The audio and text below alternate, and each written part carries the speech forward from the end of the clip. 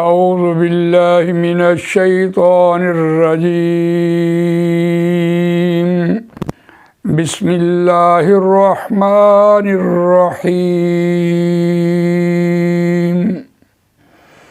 اولئک لهم نصیب مما کسبوا واللہ سریع الحساب آمنت باللہ صدق اللہ العظیم رب اشرح لی صدری ویسر لی امری واحلل عقدۃ من لسانی یفقہوا قولی اللہم ارنا الحق حقا وارزقنا اتباعہ وارنا الباطل باطلا وارزقنا اجتنابہ آمین یا رب العالمین۔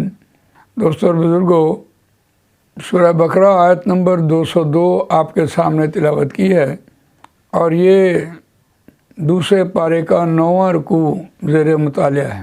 اس رکوع میں حج کے طریقے اور حج میں جو کوتاہیاں انسان کی رہ جاتی ہیں اس پہ توبہ استغفار اور اس پر دعائیں اور اس کا مقصد یہ، اور حج کے طریقے کہ آپ نے کیسے حج کرنا ہے، پھر حج کی ترتیب، یہ ساری باتیں اس رکوع میں بیان ہوئی ہیں۔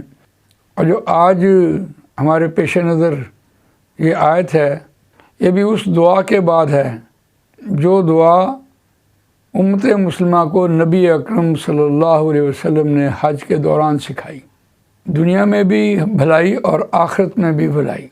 ربنا آتنا فی الدنیا حسنۃ وفی الآخرۃ حسنۃ وقنا عذاب النار۔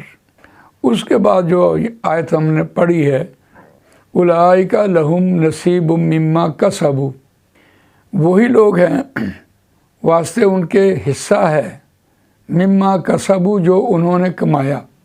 دیکھیے، ایک ہے فضل اور ایک ہے کسب۔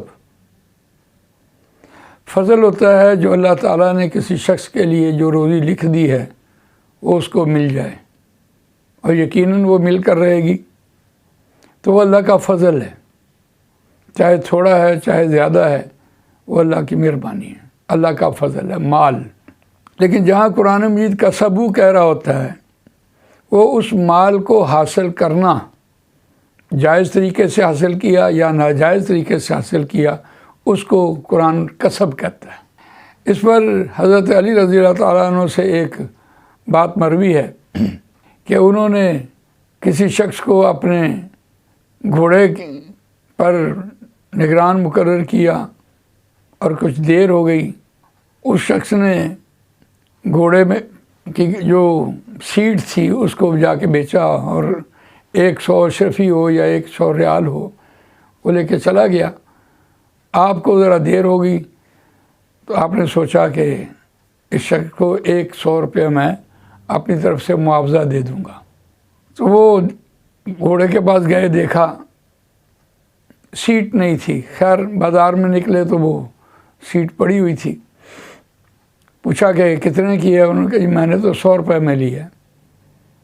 انہوں نے اپنے پاس سے وہ 100 روپے دیے اور سیٹ وصول کر لی، لے لی۔ ایک جملہ بولا کہ اس شخص نے 100 روپے حاصل کیا جو اس کی قسمت میں لکھا، اور اس نے اس کو ناجائز طریقے سے لیا، یعنی میرا مال جا کر مارکیٹ میں بیچا اور پیسے لے کے چلا گیا۔ اگر میرے ہاتھ سے وہ 100 روپے لیتا تو اس کے لیے حلال تھا۔ تو یہ کتنی خوبصورت بات ہے۔ قرآن مجید یہاں کسبوا کا لفظ لے کے آیا، اولئک لہم نصیب مما کسبوا، جو انہوں نے کمایا، جائز طریقے سے کمایا، ناجائز طریقے سے کمایا۔ تو کمائی اس اعتبار سے حج کے مضمون میں یہ بات رکھی ہے کہ حج کے دوران آدمی کو جو فلا رفث ولا فسوق ولا جدال فی الحج وما تفعلوا من خیر یعلمہ اللہ وتزودوا فإن خیر الزاد التقوی واتقون یا اولی الالباب۔